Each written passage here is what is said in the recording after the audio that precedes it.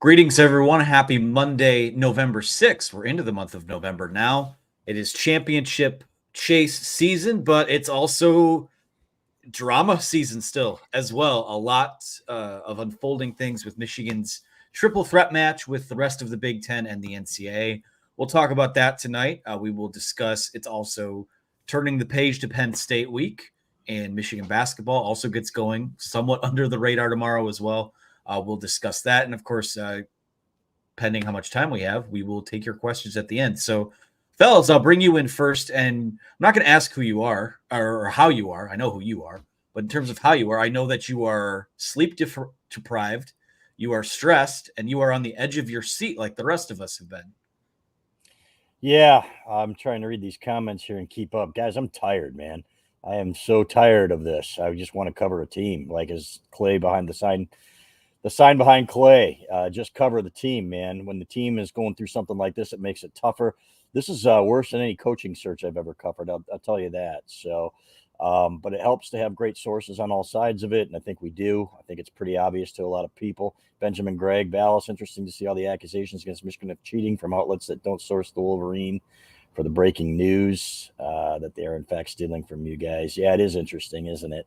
But we're kind of used to it. But the good news about it is it means that you're doing something right, and we got a lot of people that trust us, and there's a reason that we are by far the largest Michigan pay site out there, and that we've got a very loyal following on the Ford at thewolverine.com, 99.9% of whom we love a ton. So we're going to keep doing what we do. And I'll tell you this, it's going to be an interesting week. So especially with the news now that we got this morning, that it appears that it is alleged that, and Michigan supposedly has documents that teams were colluding against Michigan, sending guys out to steal signs or something to that effect, and then putting a spreadsheet together and then using them. And as a matter of fact, from one thing that I picked up about some of the evidence they have is an actual sheet of Michigan plays and their signs that they compiled from a spreadsheet. You can't make this stuff up, fellas. And so in other words, as Stuart Mandel said, who is certainly no fan of Michigan, it appears from his past writings and postings, so let me get this straight. The schools that were turning Michigan in for alleged sign stealing were all colluding against Michigan to steal their signs and give them to each other, which certainly you would think, and the AP alleges, violates the Big Ten sportsmanship agreement. So I'd feel a lot better if Tony Petitti weren't leaning on Jim Delaney here for help, former Big Ten commissioner Jim Delaney, because Jim Delaney is no Michigan supporter. I can promise you that. And anybody at Michigan, if Bo Schembechler were here, we'd probably have him on this show to tell you what he thinks of Jim Delaney going back to 1989. So, but hopefully the truth comes out. And no, in no way, shape, or form do we condone anything illegal. And if Michigan's doing it, we will be the first ones to tell you if there is proof. But we are asking, as Doug Karsh has said, our esteemed colleague, our colleague, who is also the voice of Michigan football, he said, hey, Michigan. He's esteemed. Well, yeah. Anyway, now I just lost my train of thought. Thanks, Clay. He said, hey, they just want the same treatment that the NCAA has given everybody else, right? Which means, hey, 3-game suspension for Jim Harbaugh, and let's move on. Yeah, I'm doing good, thanks. Sorry, Clay. That was too long, wasn't it? I apologize. You got no, that was fantastic. I'm just messing around. No, I agree with about everything you said, and really due process. I mean, is that too much to ask for in this country, especially when there's no evidence that the NCAA or Big Ten has that this is linked to Jim Harbaugh? So yeah, you'd suspend him because he's the head coach and he's responsible for his program and them being compliant. But that's an NCAA rule. That would come at the end of the NCAA investigation. Right now, Michigan's fighting back on even, how many rules were really broken, or how many times bylaw 1161 was broken.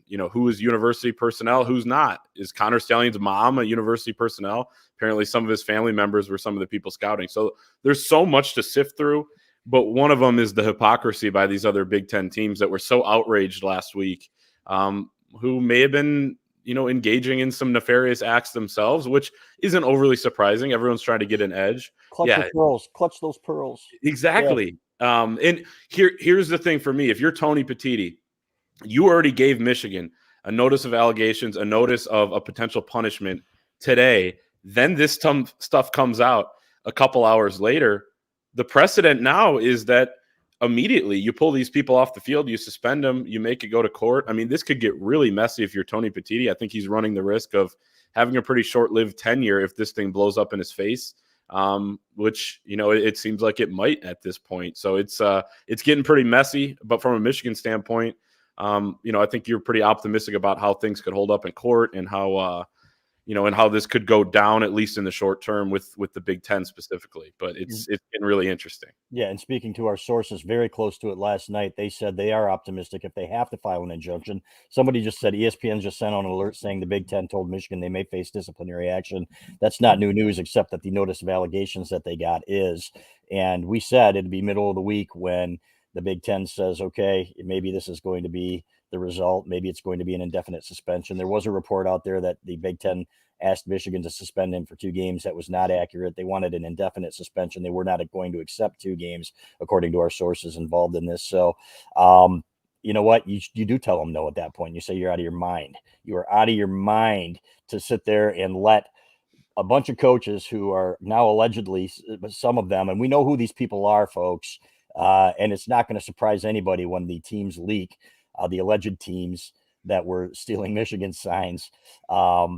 Then you know what, you want to talk about hypocrisy, and that same group now is trying to get Michigan head coach Jim Harbaugh suspended or worse, you know, and really kind of take the shine off this season. That's when you just tell them to go to hell, and I think that's what Michigan is prepared to do. In fact, I know that's what Michigan is prepared to do, barring some kind of evidence that comes in here that shows something nefarious was going on, but there's nothing linking Jim Harbaugh to this right now. They are just saying that he needs to know what goes on in his program. And that part, frankly, I agree with. But until the evidence is out there, fellas, no deal.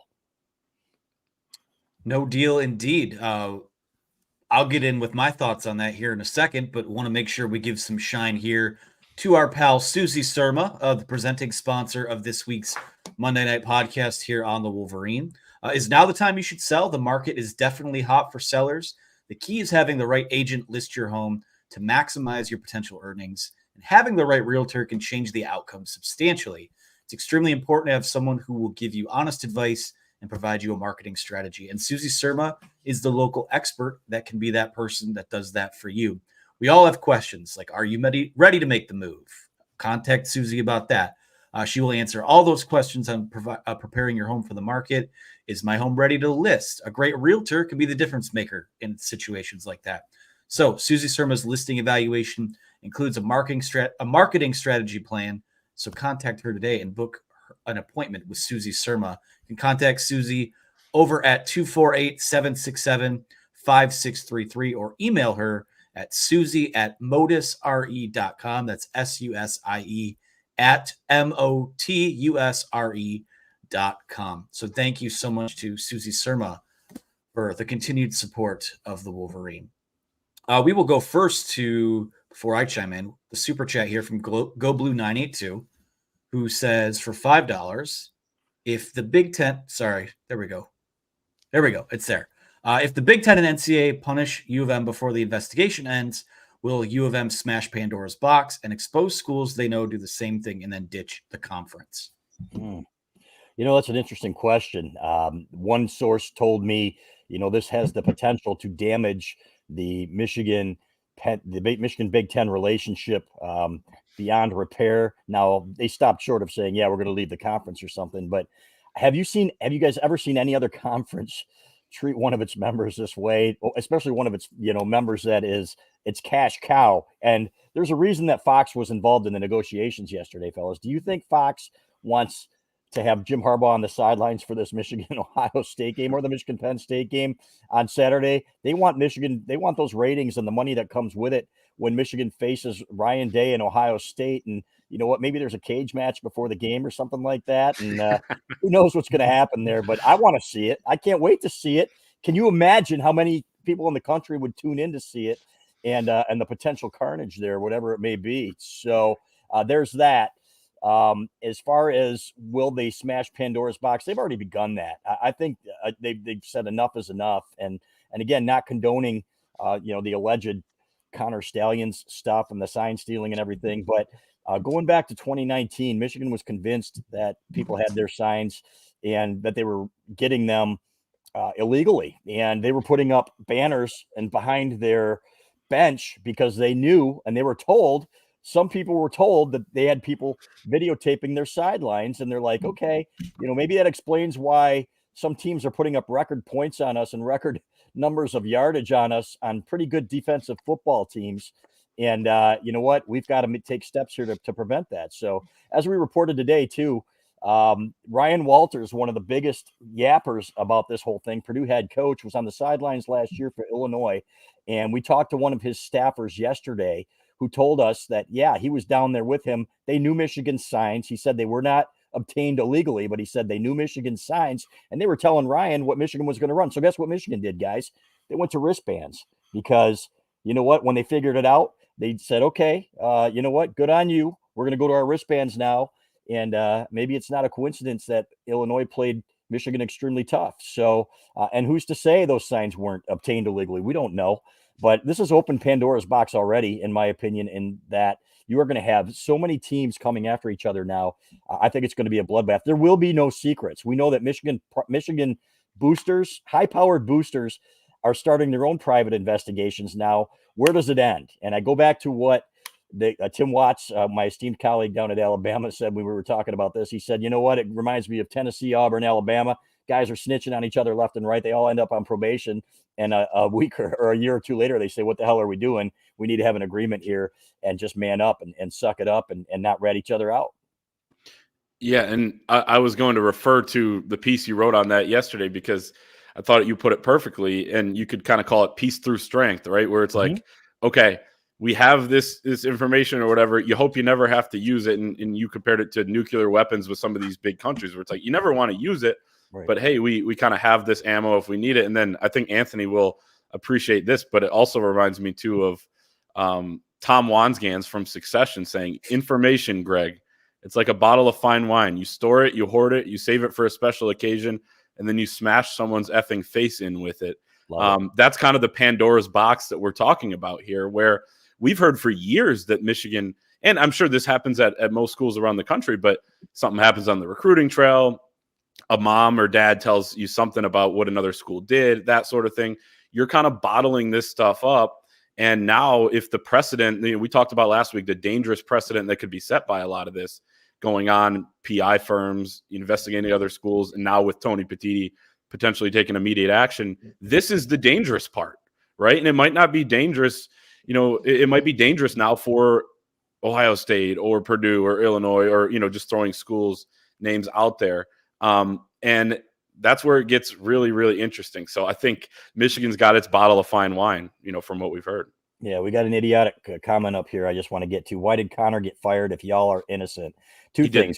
Connor did not get fired. He resigned, and then he came out with a statement saying that he acted alone, and we aren't even talking about that. And as we've said, Ed Rogers, what they are asking for is due process. And if they are guilty and if there is evidence of it, I will be the first one here to say, you know what, this is not okay. The way I was during the Fab Five scandal with Ed Martin, where you're like, okay, this Michigan needs to take their lumps and, you know what, take the banners down, do whatever you need to, because there's no place for that in sports. I will say the same thing, Mr. Rogers, if anything is proven here that really is corrupt. So we'll see what happens.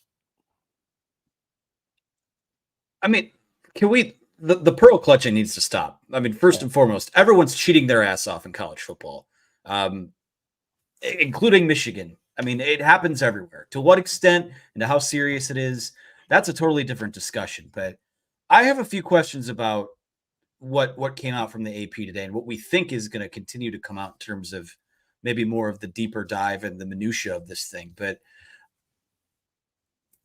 coaches, the idea that there was a OneDrive or a Google Sheet or a drive for everyone to, and I'm not, like, that's the implication here, that Big Ten coaches are kind of throwing stuff in together as like a collaboration, like it's a middle school science project. How is that not considered, elite, advanced scouting? I know coaches, they share stuff with each other all the time. Like that's you cross paths with guys, you do a guy a favor here, do a guy a favor there. But, if we're talking about, I mean, that if what is coming out right now as what it seems to be, alleging, it does kind of feel like, I'm not going the full witch hunt word yet, but I mean, that's collusion, right? You have an entire league, or at least a portion of the league, conspiring together to try and, gain an advantage against them. And again, it doesn't exonerate Michigan. I think we've all been forthright with saying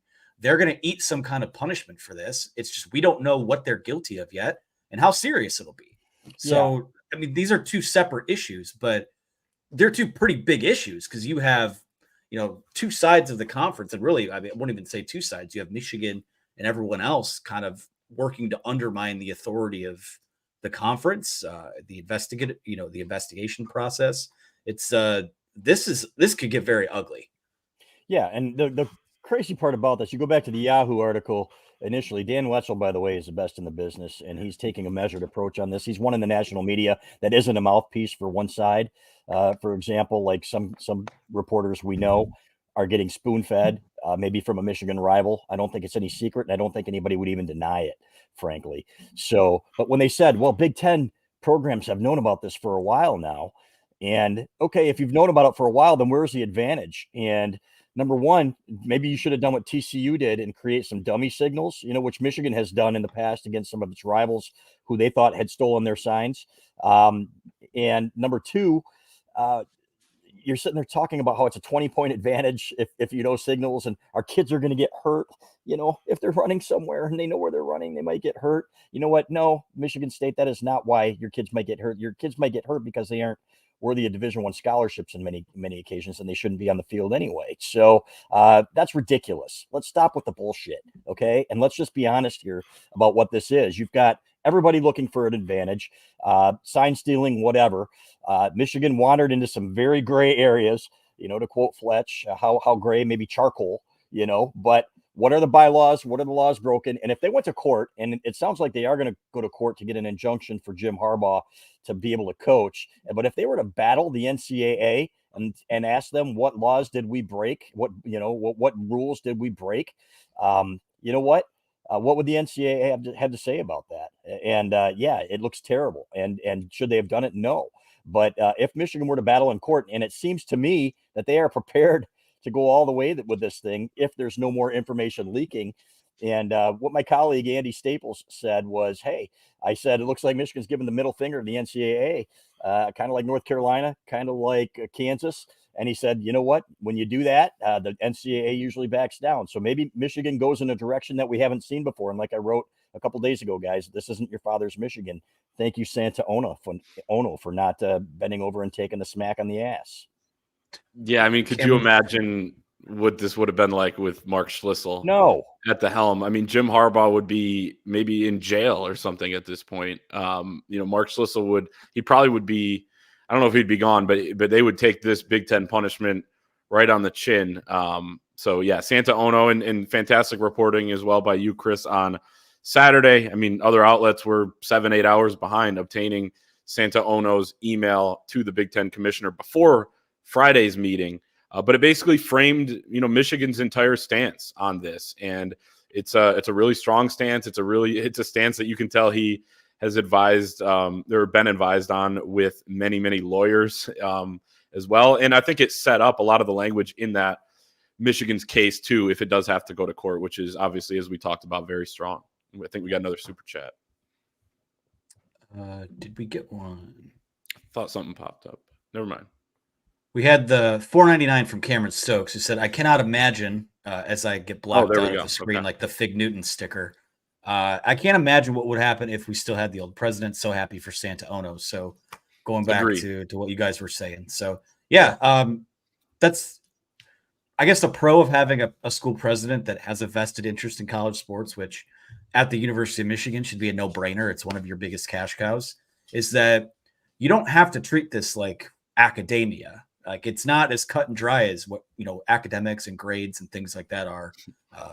There are a lot of gray areas here. And like we said, I mean, the interesting thing to me is going to be this, fellas, and then maybe we pivot to the Penn State stuff after this, is with everything out there against Michigan right now, which again, the allegations are what they are, but the fact that it all kind of seemed coordinated and ready to come out, it does to me, I guess, lend a little credence to this conference or someone, a power broker in this conference, trying to throw this narrative out there. But I'm curious if the Big Ten's ready to impose a punishment based on simply what schools are saying and what media reports are saying.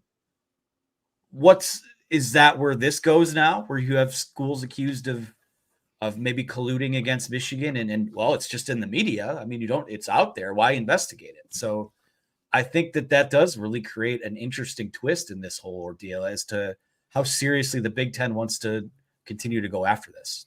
Yeah, it already, you know what? There are so many questions that I have about the relationship with Michigan and the Big Ten, and a lot of them start with, who's advising Tony Petitti, and is it Jim Delaney, and what the hell is Jim Delaney doing here? I really don't know. You know what? It's time to go away, Jim. You know what? You had your 15 minutes here or whatever it was, or 15 years, if you want to go that far. But to me, it's like, I can't fathom the SEC doing this to Alabama. I can't fathom, if the old Pac-12 doing this to one of its members, and it blows my mind. And it's not like they are asking for mercy; they are asking for due process, which is commonsensical to me. So I don't get it, and I think he's miscalculating here. I know there are some brilliant people at Michigan. I've spoken to a lot of them during this ordeal, and I feel like they're in very good hands going forward, starting with Santa Ono, right down to a lot of members of the Board of Regents that were 7-0 to continue with Jim Harbaugh's contract and contract extension. Now we'll see where that goes. And speaking to somebody about that today, they said, okay, one thing at a time here, right? We got to get the injunction first, probably, and then we'll go from there. But, and again, all of this, fellas, assumes that there's not more dirt on Jim Harbaugh or something linking him directly. We don't know. We don't, people don't think so. But, what else is out there that a private investigator firm has dug up on Michigan? I'm telling you, if you got a PI firm and went to any major college football program in the country, some more than others, they're gonna find out where the bodies are buried, which is why it just feels like a basket of snakes, as my dad said, has been open here. And, this thing is just beginning, and it's going to be ugly. Yeah, and just to go off of what you said, AB, as well, it sounds like, that David Schuster, who's on Twitter, reported that Michigan is basically already presenting a lot of this to the Big Ten. So I think Michigan is well aware and has a lot of the details, that fine wine that we were talking about earlier. So I don't know if it is just media reports either. I think it's more serious than that if you're some of these other schools involved. And Petitti has set that precedent that you get punished right away, right? If someone's mad enough, if they're angry enough and they get on a Zoom call and yell at their computer screen enough, then that we do it every Monday night. Yeah, exactly. Absurd. But the fact that that could elicit some sort of punishment. So that's where it gets really, really interesting, I think. And if that's the game they want to play, it's good to see from just a perspective of history of Michigan laying down in situations like this, that Michigan's willing to kind of play that game back and say, hey, we're not going to roll over here.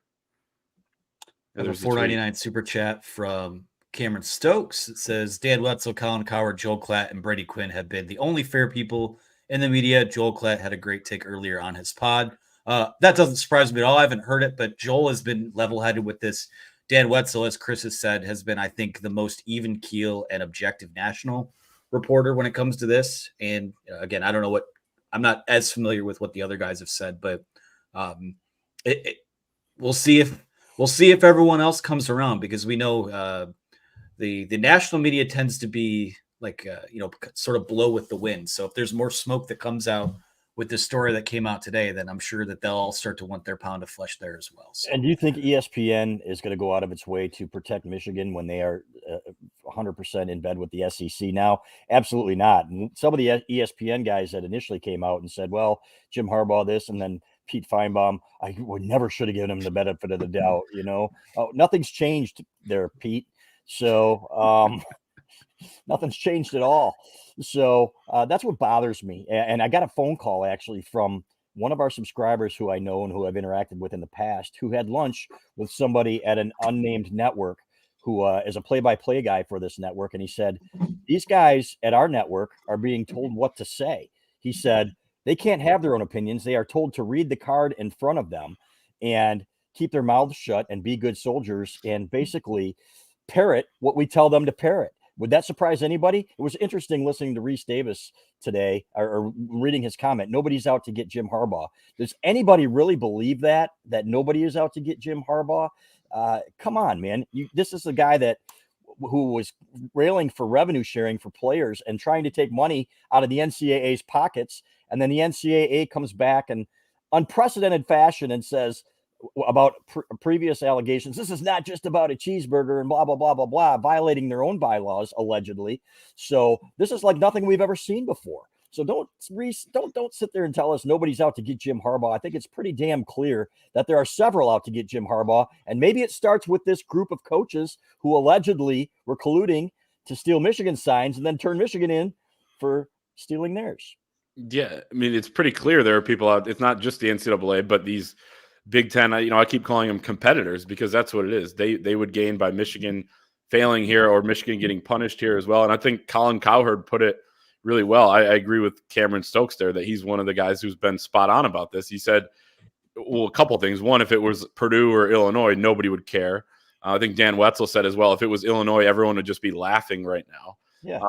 And three, it's about what Colin Cowherd said is it's about fear right now because they can't beat them. So now it's not only a bigger story, but it's, they're getting involved in demanding punishment and all this stuff. I have a super chat here from our pal Mark in Michigan for $20. Well, big one tonight. He says, I've seen your reports on Twitter. Ballas, tip of the cap to you, sir. You are clearly working your butt off. Have a drink on me. Beat PSU. So thank you. Yeah, give Mr. Chris Ballas his flowers. No, it's great. And Twitter, I ignore Twitter. Somebody else in the comments said, boy, you guys are taking a lot of heat on social media. I don't give two shits what people are saying on social media. As Dave Chappelle said, Twitter ain't a real place anyway, right? And it's like, that's exactly what I feel. People are crazy. We had somebody make up a quote from me today that said the bomb is going to drop on OSU and maybe it's them that's not going to be able to finish the season. And they put my avatar from our message board on it. And I never said that. I never hinted to it. You can make up whatever the hell you want to and put it on Twitter, like some idiot Michigan State writer did, several months ago. That was frankly libel, slanderous, and is lucky he didn't get sued. So don't give a damn. We are just going to continue to do our job and report to the best of our ability. We have never had better sources on a story than we do in this one. And thankfully, we've got a lot of people in our corner at the Wolverine.com, guys that have been there for 20 years. Mark's been one of them, and we appreciate you, buddy, that, have gone to bat for us. And that's what we're going to continue to do. So I do want to, by the way, somebody brought up something about something else here. Hold on. Something about something else. Yeah, exactly. Yeah, I'll call a spade and just say you're doing a great job. Yeah, well, thank you. But regardless, thank you very much for that. And we're just doing our jobs here. Yeah, thanks, Mark. We'll leave it up here for a bit as it is a heftier donation. So appreciate you, Mark, having that. Yeah, having Chris's back for sure, because he's taking a lot of daggers. We are, but I don't care.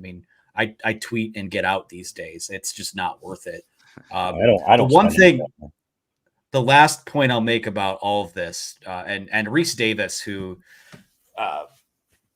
oddly enough, we know that ESPN's watching this show because a clip from last Monday night's show got pulled. It was on College Game Day. It was of me opening last week's show that said, after all the, with all the bluster behind us, now it's back to football, which played right after Reese Davis was talking and act like Jim Harbaugh just killed his no-nut. So I thought that was kind of funny. Yeah, it was the any update, other thought on this?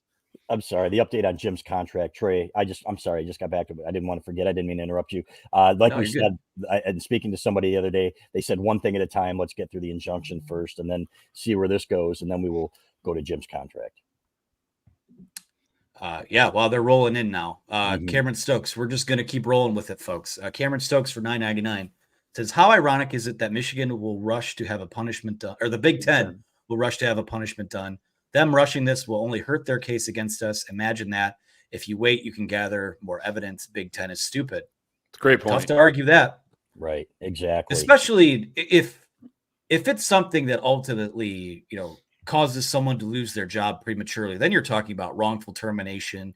Yeah. You're opening yourself to, up to a lot of things, including, since it's the word of the night, slander and libel and things of that sort as well. So, yeah, I agree, Cameron. Yeah. Why would you want to do it without evidence? Right? Yeah. Well, that's what. It's a great question, Clay. It's like, okay, yeah, the story went from 85 to 90% of guys are stealing signs. Some are doing it illegally. It's, whatever.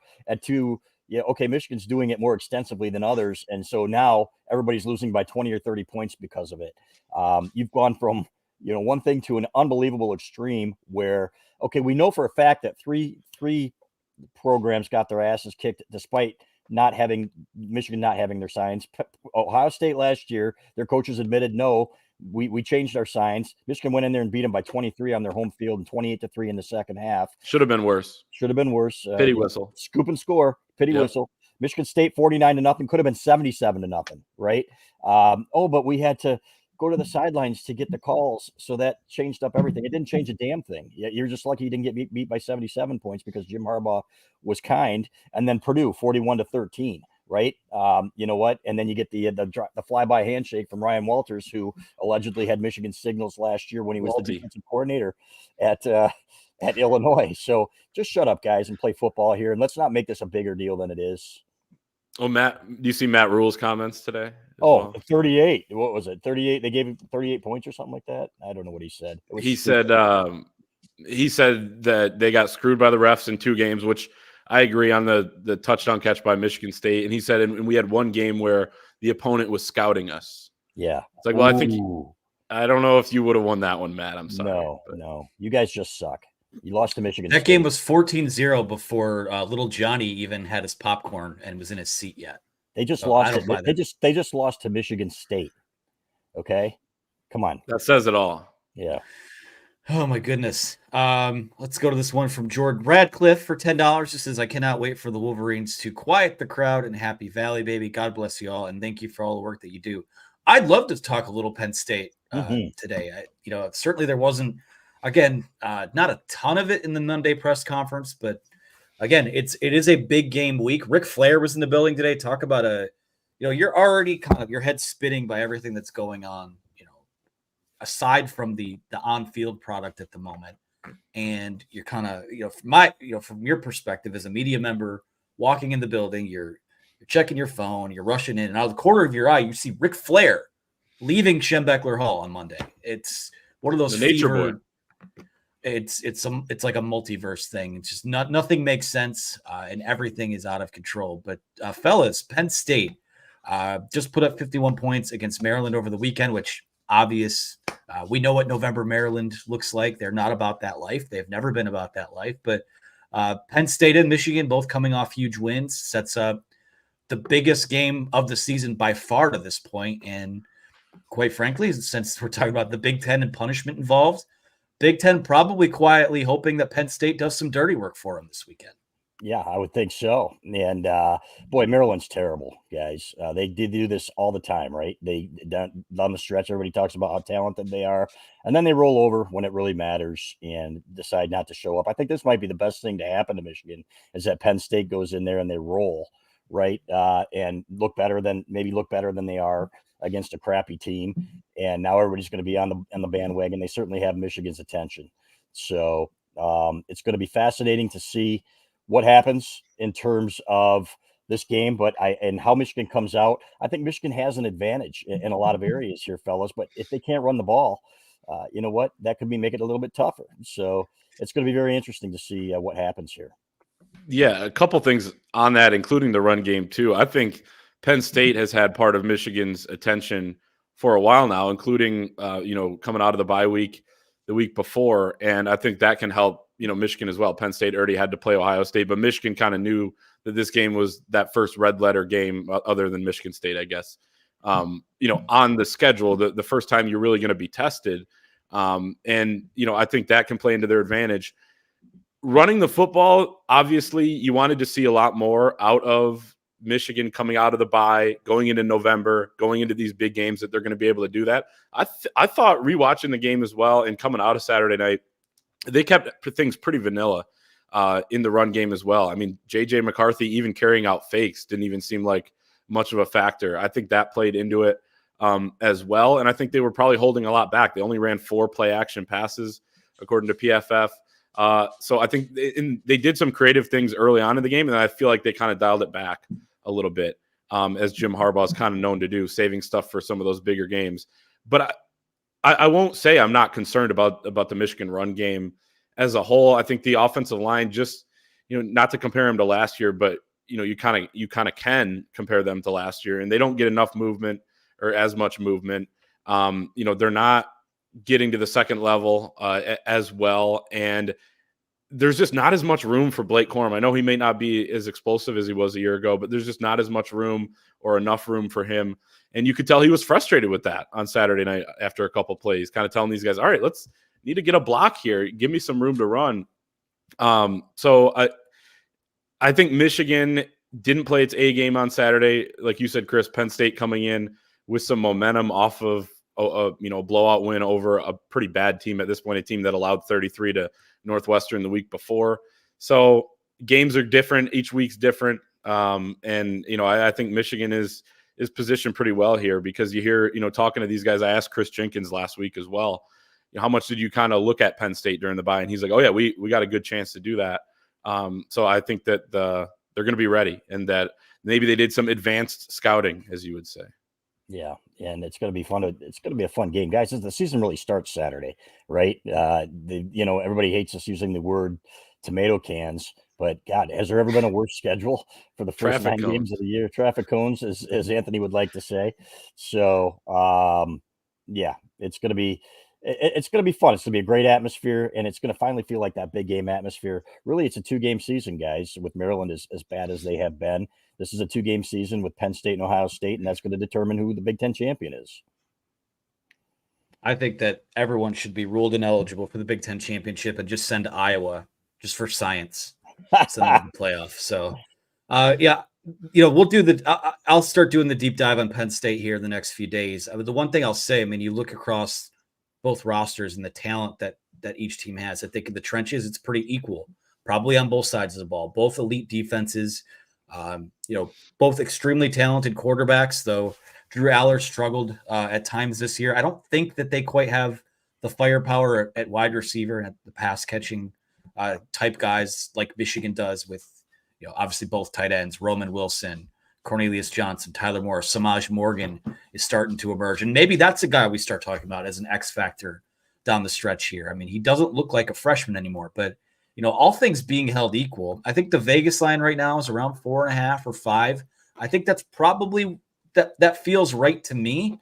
But again, if you put everything up against each other and you look to the margins where someone has an advantage, it's not even a margin. I think Michigan has a major advantage in this game, given who it has at quarterback. Yeah, that he's the difference, right? And I don't think there's any question that J.J. McCarthy is going to be the difference if Michigan wins on Saturday. Now, maybe they get the run game going. I asked Jim Harbaugh about that today, and I said, is it, what's the next level that these guys have? Is there another level that these guys have? And he said, well, teams are trying to take it away, live by the sword, die by the sword, but it's very clear that they aren't as good as they have been, fellas, in terms of getting to the second level. It's not everybody stacking the box. They just aren't getting the job done. Some guys aren't breaking tackles like they were. Donovan Edwards is not picking up his feet when he's running, and needs to do a little better job of that. He should have had a touchdown last game. The guy got him by the ankle. You know what? That can't happen. So we'll see if it gets a little better. But if not, I trust J.J. McCarthy to win games for these guys, and he has. It's funny. We looked at his game when we said he was off on Saturday night and completed 65% of his passes for 335 yards. And they can use him more in the running game too. And I think they probably will going forward. So it's going to be fascinating to see how much they use him in games like that. I got to keep him clean, fellas, to reach your goals this year. But and hopefully none of this distracts them, right? Because it is, it's it's wearing on guys in the building. And from people that I've spoken with, they're like, okay, we're tired of hearing about this crap. Let's just go out and play football. Yeah, definitely. They gotta be able to channel it as well. JJ McCarthy said, they're doing both. They're blocking it out and they're using it as motivation. But I agree with how they're going to use him in the run game. I think they're going to use him quite a bit. And we kind of saw that at bits and pieces, the Minnesota game, the Rutgers game. And JJ even said after the Rutgers game that, yeah, they've talked about how they're going to use it, when they need to and kind of hold it back when they don't because of how important it is to keep him clean, keep him on the field, keep him not taking as many hits. And we've seen him, take a few shots this year, but relatively speaking, he's as healthy as he could be basically at this point in the year with having sat so many of those fourth quarters. But I mean, the difference I think is the quarterback play in this game. And specifically when you look at third downs and how much Drew Aller struggled to pick up third downs when they had their big test of the year against Ohio State, and how good JJ McCarthy's been on third down this year, particularly third and long. When the run game's not going, and they averaged 7.1 yards to go on third down on Saturday. They went 7 of 14, which is still good for third down conversion rate. But JJ McCarthy, Roman Wilson, big reasons for that. And I think that's where you see Michigan have potentially an edge. At the same time, this is the best defense by far they're going to face. So they've got to be on point, and he probably can't miss on a few of those throws that he did on Saturday. But really, we've watched JJ for over 30 games as a Michigan Wolverine. I don't expect him to miss on some of those. And if he does, he's proven too that he can come back and make the next throw, which we also saw Saturday, which is great. He's just so experienced and so good at this point that it's just been so much fun to watch him blossom with this offense. Yeah, I want to address something here that just came up. The NCAA notified the Big Ten that there are no known connections between the PI and Ryan Day or his family. Okay, two things here. Michigan, I think, would beg to differ. In fact, I know they would beg to differ, and they have documentation they have told us and others that they think can prove it. They are trying to work to put the dots together. No known connections. I think known is a big deal here. Yeah. Okay, two things on that. Number one, okay, then let's hear who the PIs are, right? And see who they are. And then everybody can determine for themselves if there are connections, because if it's the two names that we have heard and that are making the rounds in Ohio and that everybody knows, they absolutely do have connections. So release them. There's nothing to lose, right? Let's find out who they are and see who started it and what the connections are. So and I can promise you this, there are people trying to put those pieces together as we speak. You know what? You talk about private investigators. Michigan has powerful boosters of its own with ties everywhere that can get to the bottom of things as well. So there are no known connections. So are we going to assume that the NCAA investigated that, or are they just saying, well, boy, I don't see anything. Do you see anything? Or do you think they really did their diligence and looked into it? I would highly doubt that. So we are not going to say that there are no connections. Maybe there are no known connections, and we'd probably agree with that right now because the dots have not been connected. The term "no known connections" Right. is doing a lot of lifting here, and then Exactly. also with the Big Ten investigation into Jim Harbaugh too. Right. They want to punish for that, but then for this other thing, right. Well, we don't really know. So again, it's a mess. I'll keep. This whole show has kind of become a quasi Q&A, so I'll just keep going with the super chats here. I have a lot to clean up. Chris, you got something? Yeah, and also the first word in that is sources. Sources say the NCAA says Ryan Day has no known ties. So you're going off sources here that are unnamed and no known sources. So let's see it play out. You know what? Let's watch the evidence play out. I'm more than willing to give him the benefit of the doubt there and say that it wasn't him if it comes out and is proven that way. So let's find out who they are. No, case closed though. There's no such thing as due process anymore. Nope. It's over. Let's find out. Connections. Yep. I'll say whoever's putting the docuseries together, I will make myself available to be interviewed. I just want to put that out there as well. $5 super chat from Go Blue 982 says, I feel like Michigan did not receive the Pope's blessing from the NCAA, and now this is their punishment at being a threat at football. He later goes on to say in another comment, Michigan beats Penn State 38-14. PSU sucks. Wow. So, I think they're gonna have a hard time putting up 38 on this defense, especially in that environment. But you got a group of guys here, fellas, that have a lot of experience in hostile stadiums, right? So it's going to be fascinating to see how they come out and play there. I don't think they're going to be phased, as Jim Harbaugh said last year. So, but I don't know that a one-dimensional team is going to put up 38 points on these guys. They're going to have to be able to run the ball. I don't have the confidence right now in the running game that they're going to be able to do that. I would see something like a 20-something to maybe a 24-17 game if Michigan were to win, which I think I would probably predict. I think they can. I don't know that it's over, super one dimensional. I think Saturday was a little bit or pretty concerning. They've run the ball, well at times throughout the year. And look, I mean, last year going into that game, remember everyone was talking about how nobody could run against Penn State. Michigan obviously had a better rushing attack, but Michigan clearly had an edge in that game and was able to open up some massive holes. And Blake Gorham and Donovan Edwards both had fantastic games. They put up 41 on a defense that didn't really allow much all year last year. So I guess you never know how a game's going to go. I would tend to agree with you, Chris. It's going to be more grinded out, low scoring type of game, similar maybe to last time they were there, except Michigan has a better offense this time around. So it's in Penn State's better than they were in 2021 as well. So it'll be maybe a higher level, relatively speaking, but similar in the game flow, I think. And again, you got to trust that you got the better quarterback, which I think helps you in a one possession type of game. Would agree with all that, fellas. Move to this $9.99 super chat from Zach Shandell, who says, your reporting has been incredible through all this. You guys are working really hard, and we, the fans, appreciate it. Looking ahead, any word on Josh Wallace? What about other injuries? Yeah, Josh Wallace has a soft tissue injury, and I would think that Michigan will probably list him as questionable. So it kind of depends on how he heals up from that. So, but it's not expected to be a long-term thing. So that's good news. I think they really need him on Saturday, fellas, given how some of the guys behind him played. I don't want to see Jaden McBurrows is okay. I don't want to see Mikey Sainristil at corner. I like Mikey Sainristil where he is at nickel, and that kind of changes everything if Josh Wallace isn't in there, because I don't think some of the other guys are able to do that. So what he's able to do. So, and then I think that you're going to see another guy, with a club on his hand on Saturday, but he will play on defense. So that'll be fantastic to, they've been pretty lucky, fellas, in terms of health this year. They've been relatively healthy. Yeah. I mean, the most significant things are Kalel Mullings going down for a couple of weeks and Mason Graham missing a couple of weeks playing with the club. Apparently you play better with the club on. So whoever that is might play him better. Advantage. Yeah, exactly. Maybe Dono should put one back on. Yeah, think of Michigan's history with guys with the club on. That's a good point too with Donovan. They need Josh Wallace. We've talked about Josh Wallace, how there have been a couple plays. They haven't really been tested, but a couple plays where he could have gotten burned. One, where he did get burned. The guy drops a pass, Bowling Green.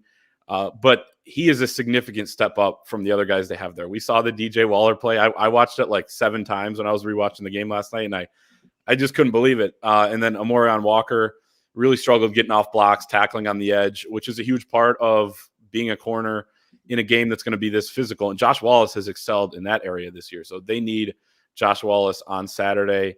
But still, Penn State has a lot to prove as an offense against a defense this good as well. And when you got Will Johnson, Rod Moore, guys like that, I think you can piece things together in the secondary.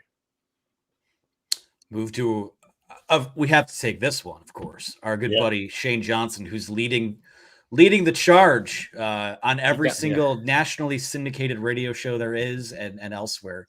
Shane says, thanks for all your coverage, CB. Killing it.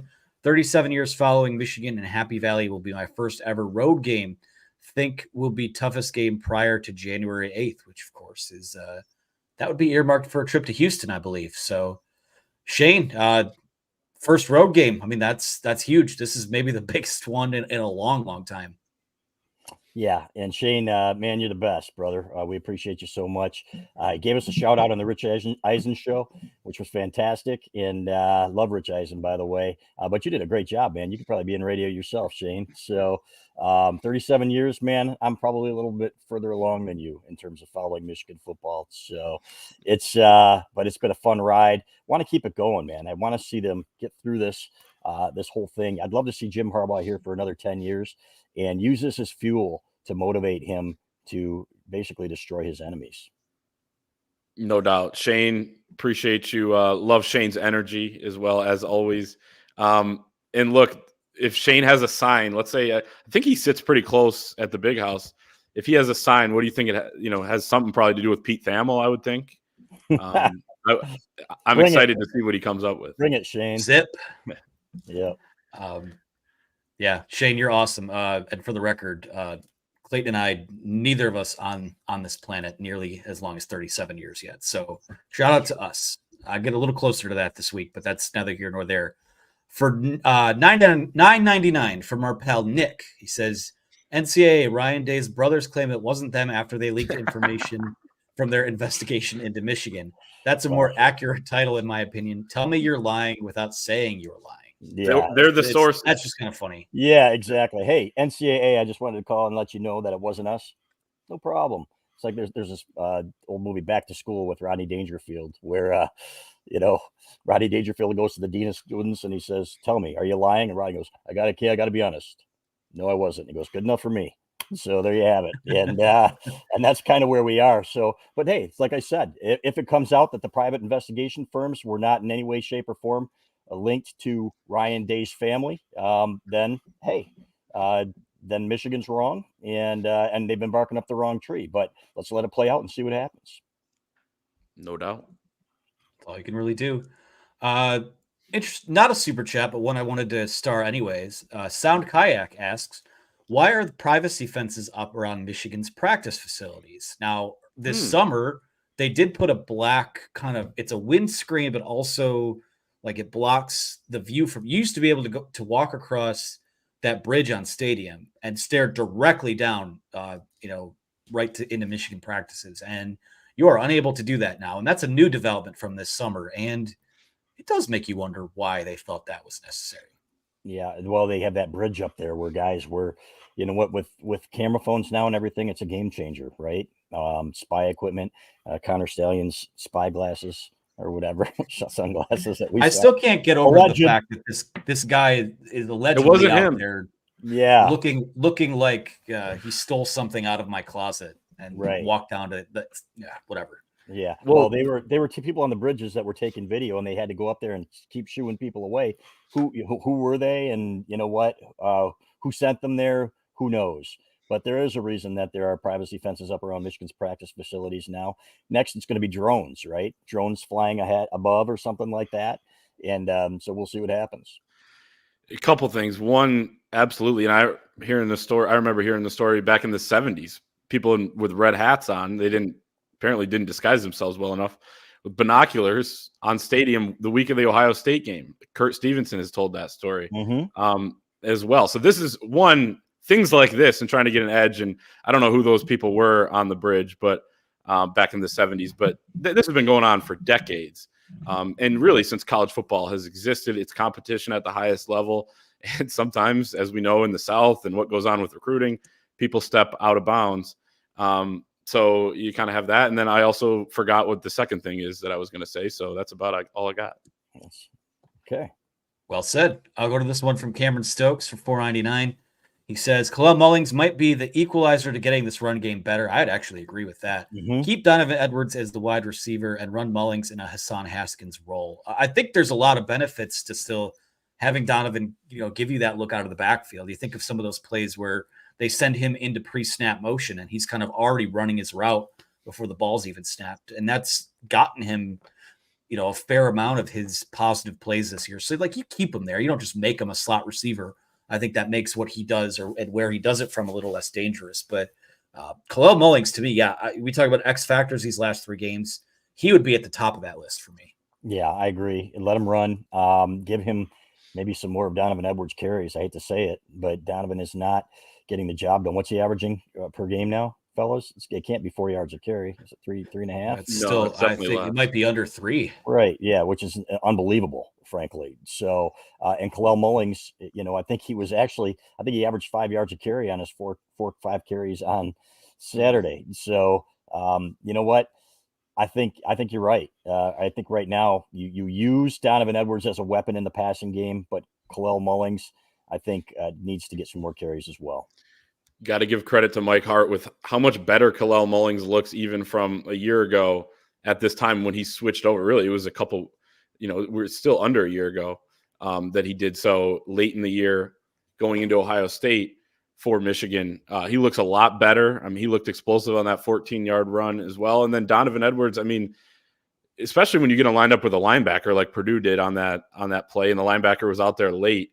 He's a matchup nightmare in the pass game, I think. And Sharon Moore, I think, has done a pretty good job at exploiting different matchups throughout the year. So I would say down the stretch when it matters. I mean, you got to go with your best groupings, and Kalel Mullings is probably the second best ball carrier on this team, and Donovan Edwards is one of the best receivers. So that feels about right to me. That's it for questions. I have one question, seeing as I promised it to start the show, and now we are quickly running out of time. Michigan basketball gets going tomorrow, and instead of asking for season predictions in case of, we don't really have the time for that. It's time for the season now. But what are the vibes with you guys? How are you feeling about this team heading into tomorrow, and what we know about them so far? I like the way they play. I like how hard they play, and I like the fact that they're together, and I like the fact that I don't have to see any lazy guys out there and bad practice players that don't want to play any defense and are just going through the motions. So that's where I am. And I love what I've seen from the leadership and heard about the leadership. Olivier Kamwa is an absolute man. This is an older team, is what people are saying. These guys are veterans. They're going to be playing well together. I'm excited to see what these guys can do. I think they're going to overachieve a little bit. Yeah. Tomorrow's going to be tricky. I'm excited to get to Chrysler, but tomorrow is going to be tricky against UNC Asheville. They returned 4 starters. Drew Pember, their center, was the conference player of the year, conference defensive player of the year. Stretch 5, who played with Olivier Kamwa for a couple seasons at Tennessee. He said he wants to guard him. Phil Martelli said, all right, you can guard him. He said they'll throw other guys at him. But UNC Asheville is a team that made the tournament last year. They're going to vie for that as well. So a couple good early season tests here for Michigan. But I like what I saw on Friday against a terrible Northwood team, even for D2 standards.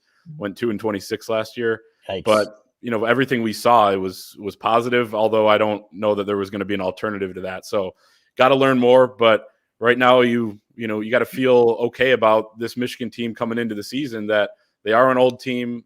They do seem connected, and they got something to prove. I think my read on this team is this, and it's that last year, and really kind of the last 2 years, felt like a team full of guys that were playing too loose, too lackadaisical, and had sort of that immature, happy-go-lucky vibe about them. Whereas this year, what I've seen, we've seen them publicly 3 times now. I like how they carry themselves. They have a maturity about them. There's a workman-like, aspect to, I think, the way that they're approaching the game. And just based on what we've seen so far, they're still getting in some productive work and having fun playing basketball. So it really is kind of a flip dynamic. And I don't know that means they're going to get back to competing for, Sweet 16s and Final Fours, but I am as optimistic about this team right now as I've been the entire offseason. And I know it came in that pretty low, but maybe it just is because there's a game tomorrow. But I'm starting to kind of buy that they might be able to sort of figure this thing out. All right, well, that's going to do it for us. We're right up against it here, 7 o'clock. Thank you guys for joining us live, as you do every week. And to the rivals who have just started joining us recently, we appreciate you putting money in our pockets too. Be sure to like and subscribe to the channel for more live shows, press conferences, recruiting analysis, everything you could imagine is there. Head on over to thewolverine.com, 50% off your first year this week for the big game sale leading into the game against Penn State. So for Chris Ballas, for Clayton Safey, I'm Anthony Broom. Thanks to you guys. We will talk to you again next time.